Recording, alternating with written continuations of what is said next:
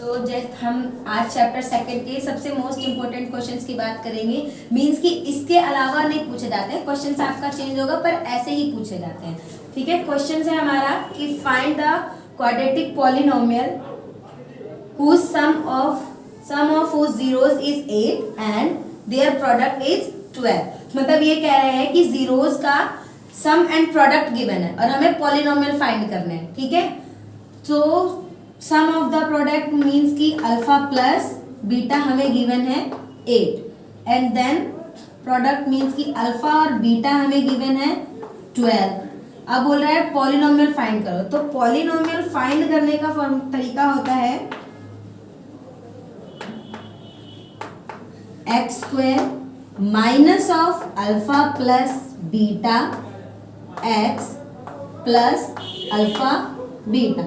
Means कि यहाँ पर हम अल्फा प्लस बीटा की वैल्यू पुट कर देंगे और यहाँ पर हम अल्फा बीटा की वैल्यू पुट कर देंगे, तो इससे हमें पॉलिनोमियल मिल जाएगा।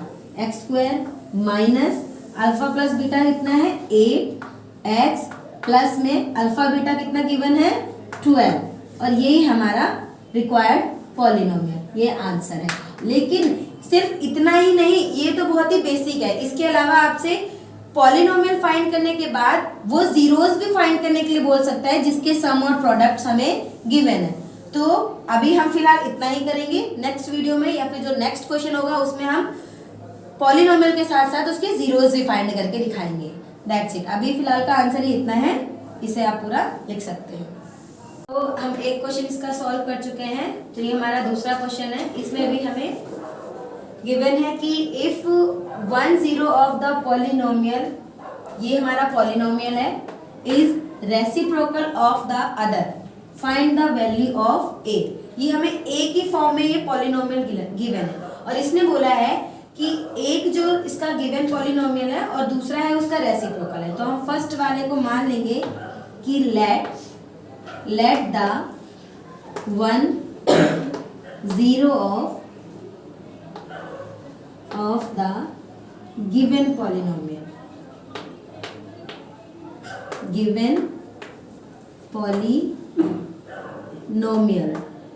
be alpha. ये तो आपको पता ही है कि जो हम जीरोस निकालते हैं, एक को हम अल्फा मानते हैं, दूसरे को बीटा मानते हैं। लेकिन हमें बोला है कि इसी का रेसिप्रोकल है, तो हम इसी का जो सेकंड पॉलिनोमियल होगा मींस कि जो अदर जीरो होगा, अदर जीरो बी 1 अपॉन में अल्फा, इसका रेसिप्रोकल 1 अपॉन अल्फा हो जाएगा। आप इतना नोट कर लो, इसके बाद में इसे रफ कर देते हो। सो हम दो जीरोस लिख चुके हैं। हमारा पहला जीरो है अल्फा और दूसरा है 1 upon alpha.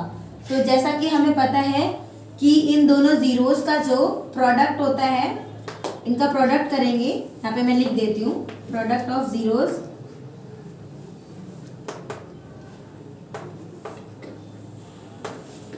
Equals to alpha multiply 1 upon में अल्फा। ठीक है, इसको सॉल्व करने पर वैल्यू क्या आएगी 1। ठीक है, और जो हमारा प्रोडक्ट होता है, जब हम रिलेशन फाइंड करते हैं तो जो हमारा जीरोस का प्रोडक्ट आता है वो किसके इक्वल होता है? जो प्रोडक्ट है वो किसके इक्वल होता है? सी अपॉन ए के इक्वल होता है हमारा। तो यहाँ पर इस पॉलिनोमियल से हम सी अपॉन सी और ए फाइंड करेंगे। तो जो ये वैल्यू है ये सी होगा और जो ये वाली वैल्यू होगी वो ए होगा। इतना नोट करिए, मैं आगे इसको यहाँ पे लिखती हूँ। सो हमें अब क्या, प्रोडक्ट हम निकाल चुके हैं। हमें पता है कि जो प्रोडक्ट होता है, प्रोडक्ट हमारा 1 आया है, दोनों जीरोस का प्रोडक्ट 1 आया है, जो कि इक्वल होता है सी अपॉन ए के। मीन्स कि कांस्टेंट टर्म एंड अपॉन में कोफिशिएंट ऑफ एक्स स्क्वायर। तो ये हमारा ए है इस पॉलिनोमियल के अकॉर्डिंग और ये हमारा सी है। तो हम इसको 1 के इक्वल रखेंगे, सी अपॉन में ए क्या है? ए स्क्वायर प्लस 9, ए स्क्वायर प्लस 9। इसे हम क्रॉस मल्टीप्लाई कर देंगे तो ये इससे मल्टीप्लाई हो जाएगा, जो कि हो जाएगा A square plus 9 equals to 6a। ये 6 से इधर आ जाएगा, A square plus 9 minus 6a equals to 0। अब ये a का स्क्वायर है, 9 3 का स्क्वायर होता है और ये 2ab के फॉर्म में। मीन्स कि ये a माइनस 3 का होल स्क्वायर बन जाएगा। आप इसे एक्सपेंड करके चेक कर सकते हैं।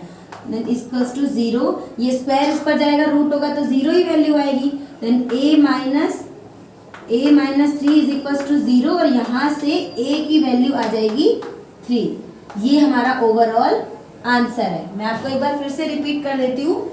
हमने सबसे पहले इसने बोला था 2 जीरोज हैं जिसमें से एक जीरो दूसरे जीरोज का रेसिप्रोकल है। तो पहला जीरो हमने अल्फा माना था, देन 1 अपॉन अल्फा, उसका प्रोडक्ट 1 मिला था जो कि c अपॉन में a के इक्वल होता है।